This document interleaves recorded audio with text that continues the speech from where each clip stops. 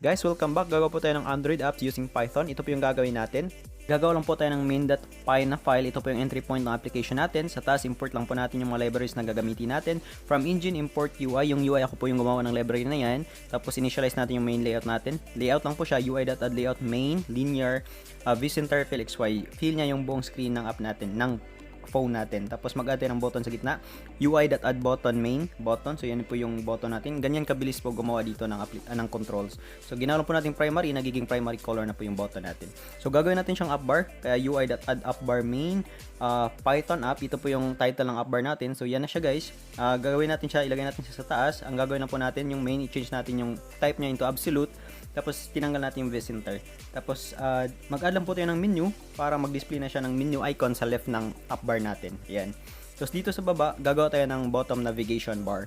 So initialize na po natin yung navigation area natin, navigation actions. So meron tayong area, first natin navigation action is favorites. Tapos favorite yung icon niya, heart yan. Folders, folder yung icon. Account, person yung icon. Favorite, folder, tsaka person yung material icons po yan sila. Tapos initialize na po natin yung bottom navigation bar natin. bmn equals UI.add bottom nav bar. I-add natin siya doon sa main layout, i-pass natin yung navs array, tapos 1 yung width niya. So yan na po siya guys, andyan na siya sa bottom, favorites, folders, and account. Tapos gusto ko mag-add ng slide layout dyan sa gitna ng ng screen natin. So kumbaga scroller siya. So ilagyan na po natin yung mga names, yung mga controls na yan. So dito mag-add ako ng slide layout. Tatawagin ko lang po siyang slide lay. UI.add layout main, i-add ko siya doon sa main layout. Tapos ngayon hindi na siya absolute, hindi na siya linear, kundi slide na po yung type ng na yan, ng layout na yan. Fill XY pa rin. Tapos change ko yung back color niya into yellow. So yan na po yung natin, yung slide layout natin. Tapos mag-a-add ako ng another 3 layouts doon sa slide lay natin. Kumbaga yun na yung 3 pages na mag-scroll kapag swipe left, swipe right natin. So yan. So yan yung first layout natin, lay 1. Tapos copy paste ko lang po. Yan, change ko to lay 2 and lay 3. So may tatlong layout na ako dyan. So meron na po tayong tatlong layout dyan, tatlong page, pero hindi nyo nakikita kasi wala tayong controls. So mag-add tayo ng controls. So sa first layout, sa lay 1 mag-add tayo doon ng button. So add button, lay 1, tapos button, tapos primary button yan siya. So kumbaga yung color ng button is primary. Tapos sa second layout naman is text lang po, text control. So second layout po yung niya, yung text. Tapos dito sa lay 3, sa third layout is text field. Yan natin sa lay 3, tapos outline po yung option niya. Yung variant is outline. Ayan. So yan na po yung controls na ma-display sa kada page. So ito na siya guys. Dapat lay 2 yan siya. Okay, i-add natin sa lay 2 yung text. So yan. So meron na tayong scroller layout or slide layout. Okay. Tapos yung gagawin natin dito is mag-add tayo ng text kada page. So add text, lay 1, page 1. Tapos H3, yung yung variant ng text mo. Yung H3 medyo malaki yan siya, heading 3. Tapos dito din sa lay 2 sa second page, tapos dito din sa third page. Pero sa lay 2 mag-add ako ng button group. So another control din yan siya ng UI na library. So meron tayong mga buttons diyan, parang yung tatlong buttons na magkadikit.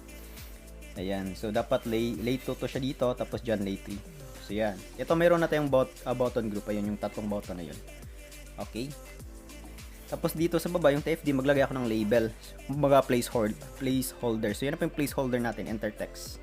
Okay, so meron na tayong working slide layout. Pero gusto ko kapag i-click ko yung button doon sa baba, yung navigation action ng bottom navigation bar, dapat magpunta din siya sa corresponding corresponding page. Kasi may tatlong bottom navigation action tayo, dapat meron din tayong tatlong slide layout. So ang gagawin ko dito sa bottom navigation, mag-add event listener ako dito sa onChange na set onChange event. So kapag may onChange event, tatawagan natin yung onChange na function. So dito sa taas, initialize natin, define natin yung onChange function. Tatanggap po siya ng text tsaka index na parameters.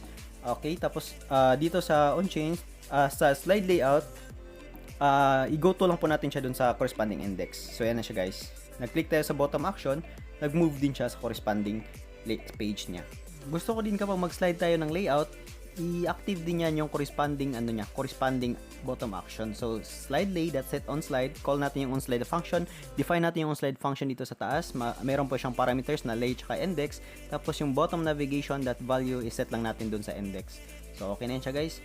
Okay, so i-run natin. Okay, so pag slide natin, dapat ma-active din yung corresponding bottom action niya. Okay, so theming naman, kapag gusto nyo i-change yung theme colors natin sa primary and secondary, call nyo lang po yung UI.set theme color, pass nyo yung hexadecimal string color nya. So yung 009688, dark teal po yan siya. So yan na po siya guys, teal, parang dark green something. Gusto mo naman ng deep purple, 673AB7, run natin, yan na po siya. So ganyan na po kabilis gumawa ng theming sa application natin. Okay, ayan, may Shopee. Okay, gusto ko kapag i-click natin yung bottom navigation action, mag-change din yung text ng up bar natin. So, APB, dito sa on-change na function, APB.text equals text.